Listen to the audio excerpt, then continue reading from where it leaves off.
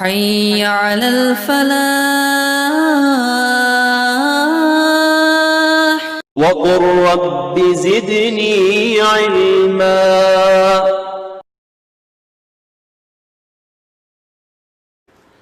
بسم اللہ والصلاۃ والسلام علی رسول اللہ وبعد. محترم بھائیو اور بہنوں، السلام علیکم ورحمۃ اللہ وبرکاتہ.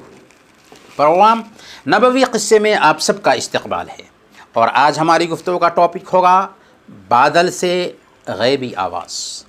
صحیح مسلم کی روایت ہے، حضرت ابو ہریرہ رضی اللہ تعالی عنہ سے مروی ہے کہ اللہ کے رسول صلی اللہ علیہ وسلم نے ارشاد فرمایا، ایک آدمی کسی صحرا سے گزر رہا تھا.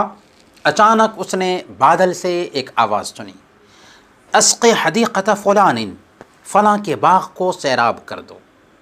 چنانچہ بادل کا ایک حصہ الگ ہوا اور ایک پتھریلی زمین پر پانی برسایا. پھر پانی ایک نالے میں جمع ہو کر ایک سمت آگے کی طرف بڑھنے لگا. وہ شخص بھی پانی کے ساتھ چلتا رہا. پانی ایک باغ میں داخل ہو گیا. وہاں اس نے ایک آدمی کو دیکھا جو اپنے باغ میں کھڑا اپنے کدال سے پانی ادھر ادھر پھیر رہا تھا. اس نے وہاں موجود اس باغبان سے، اس کسان سے پوچھا، یا عبداللہ ما اسمک، اے اللہ کے بندے تیرا کیا نام ہے؟ اس نے اپنا نام بتلایا تو وہی نام تھا جو اس نے بادل سے آنے والی آواز سے سنا تھا. کسان نے اس آدمی سے کہا، اے اللہ کے بندے تم میرا نام کیوں پوچھ رہے ہو؟ اس نے کہا، بات یہ ہے کہ میں نے اس بدلی میں جس کا پانی برس کر تیرے باغ میں آیا ہے تیرا نام سنا تھا. کوئی کہہ رہا تھا کہ فلاں کے باغ کو سیراب کرو، اور وہ تیرا یہی نام تھا جو تو نے مجھے بتلایا ہے. مجھے ذرا بتاؤ، آخر تم اپنے باغ میں وہ کون سا عمل کرتے ہو کہ بادل کو اس کی سیرابی کا حکم ملا ہے؟ اس آدمی نے کہا، یعنی کسان نے کہا، جب تم نے یہ بات پوچھ ہی لی ہے تو سن، میں اس باغ سے حاصل ہونے والی فصل کا ایک حصہ صدقہ کر دیتا ہوں، ایک حصہ اپنے اور اپنے اہل و عیال کے لیے رکھتا ہوں، اور ایک حصے کو اگلی فصل تیار کرنے کے لیے اسی باغ میں لگا دیتا ہوں. یہ روایت صحیح مسلم کی ہے. محترم ناظرین، اس قصہ سے سب سے پہلا سبق یہ ملتا ہے کہ صدقات و خیرات کی بڑی اہمیت ہے، کہ انسان کو حیرت انگیز طریقے سے اس کا فائدہ آخرت سے پہلے دنیا میں حاصل ہوتا ہے.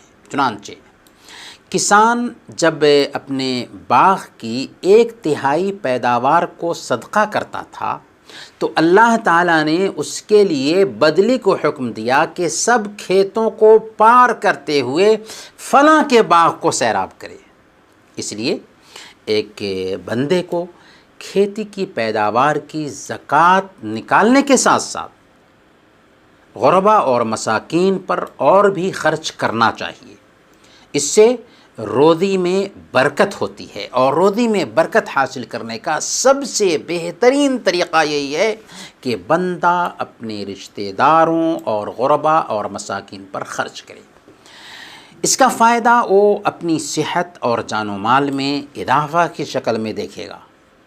انسان کو 100% یقین ہونا چاہیے کہ خرچ کرنے سے مال میں کمی نہیں آتی بلکہ بڑھوتری ہوتی ہے.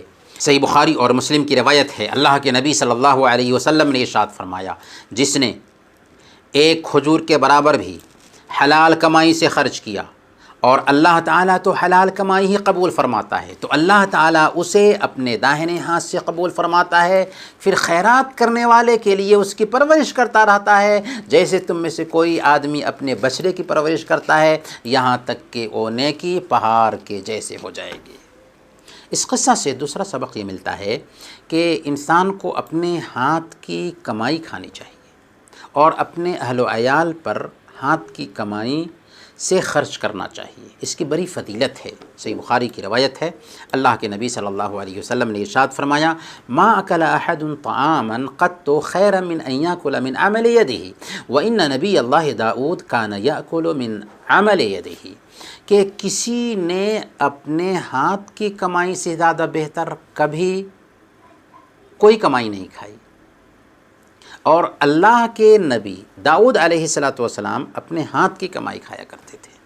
اس قصہ سے تیسرا سبق یہ ملتا ہے کہ اللہ تعالیٰ اپنے نیک بندوں کی حفاظت اور نگرانی کرتا ہے، اور جب اللہ تعالیٰ اپنے بندے سے خوش ہوتا ہے تو آسمان اور زمین کی جس چیز کو چاہتا ہے اس کے تابع اور مسخر کر دیتا ہے، کیونکہ دنیا کی ساری چیزیں انسان کے لیے پیدا کی گئی ہیں۔ بدلی نے صرف اس بندے کی زمین کو سیراب کیا، کیوں؟ اس لیے کہ وہ صدقہ اور خیرات کرتا تھا۔ اور آج بھی ہم دیکھتے ہیں کہ دکانوں میں آگ لگی، ساری دکانیں جل گئیں، لیکن ایک دکان بچ گئی، کیوں؟ اس لیے کہ وہ بندہ نیک اور صالح تھا۔